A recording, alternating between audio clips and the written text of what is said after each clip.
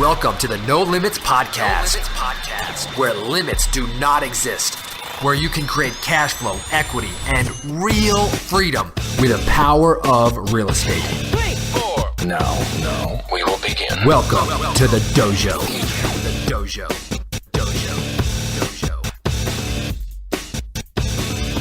This is Todd Toback, and welcome to the No Limits Real Estate Investing Podcast. I'm excited to talk about a topic near and dear to my heart, and that is speaking with sellers, all right? Speaking with motivated sellers, speaking with sellers who are motivated, who pretend like they're not motivated. I love getting on the phone and doing deals, and this is the lifeblood of real estate investing, okay? We're going to get into, this is going to be a 3 or 4, maybe even a 5-part series. I'm not sure yet, but we're going to talk about the top 10 mistakes wholesalers make when talking to sellers that drive away their prospects and kill 90% of their deals. I don't care how much real estate education that you go to. I don't care how much marketing that you do. I don't care about the fancy CRM, the podio, schmodio, automation, whatever you're working on, do deals in your sleep. It's all a lie. You must learn how to speak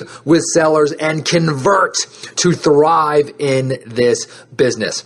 You take one investor who's got a phone and a yellow piece of paper and knows how to talk to sellers versus an investor who's got every tool in the book, including every piece of fancy automation software, and doesn't know how to talk to motivated sellers. I'll take the first one every single day of the week. Now, this is the next level of information that nobody else in the industry is teaching right now. The bottom line is this. Again, it doesn't matter how many motivated sellers you find, how big your cash buyers list is, how dialed in you think your marketing is.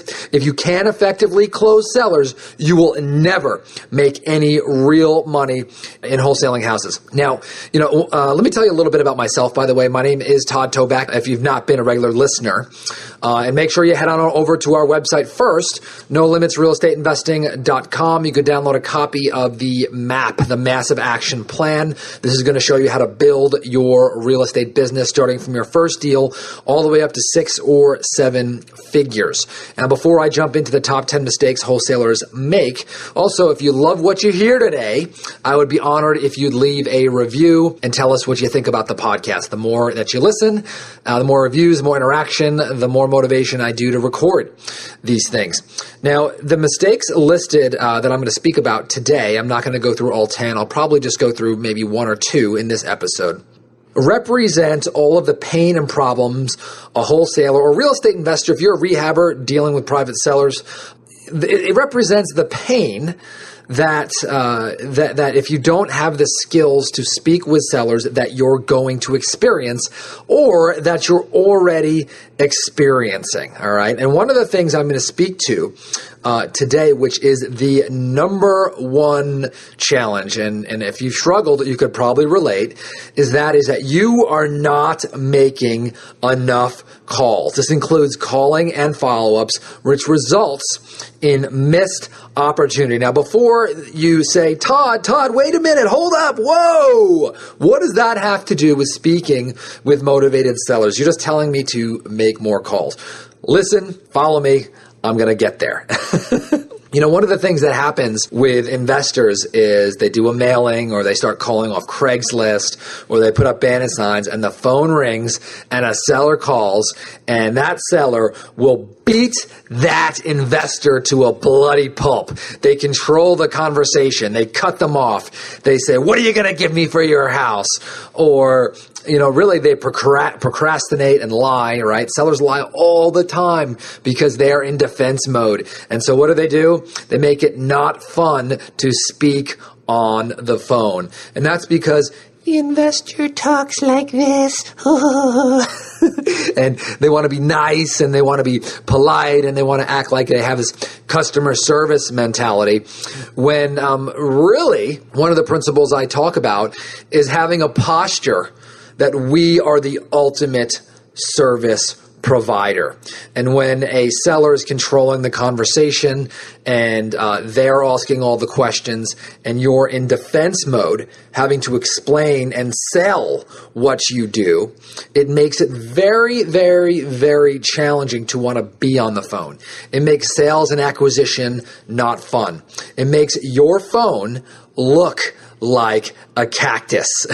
Now, one of the things that I've learned, I think there's a little infographic out there, or what do they call them, a meme, a image I saw on Facebook. And I know this to be true from my own business, that 80% of sales happen between the 5th and 12th contact with a prospect. That's right, 80% of sales happen between the 5th and 12th contact with a prospect. Now, here's the crazy thing. Only 5% of salespeople follow up more than twice. Can you believe that? Only 5% of sales reps follow up more than twice. And the reason why that is, okay, is that when they speak to a prospect, they don't want to speak to them again if they said no, or I'm going to think about it, or I'm going to get back to you. And that's the reason why they're not making enough calls, right? They're always looking at the hot new leads, looking for the low-hanging fruit, and they're missing that opportunity. Sales is not fun, all right? You've got to make sales fun. You've got to love the telephone, because if you love that telephone, all right, you're going to make more calls, and you're going to follow up more, and you're going to be on the phone with that prospect a 5th to 12th time, where 80% of sales happen. The sweet spot, baby. And that's what I love about selling, right? Do what others won't, okay? And you'll experience the great things that nobody else does. You'll be living in that 1%. Now, conversely, the second pain or problem that new wholesalers or even experienced wholesalers are not getting the revenue that they want from their mailings or marketing campaigns, or even if you're real estate acquisition, is that they fail to qualify sellers, and they spend too much time dealing with the ones who are unmotivated, who have no intentions of doing business with us. They have no pain, no problem, no situation, no timeline, and then we sit on the phone and beg, please, please do business with us, right? And we say, oh, I've been in business for 13 years, and I'm a member of the Better Business Bureau, right? And we sit there and we explain, and then the seller just beats them up and beats them up and beats them up. And it's no fun being on the phone with those people. And so you've got to have the posture of, hey, look, I'm here to solve problems. If you've got a problem, you're going to trade some of your equity for speed and convenience. And my company provides that. If that's not you, if you're not looking for speed and convenience, and you're not willing to trade some of your equity to do so, guess what? We're not a match, and that's okay. And so when I speak to a seller, I talk like that. I tell them what I do. I tell them I buy houses below market value. We train our entire team to speak that way.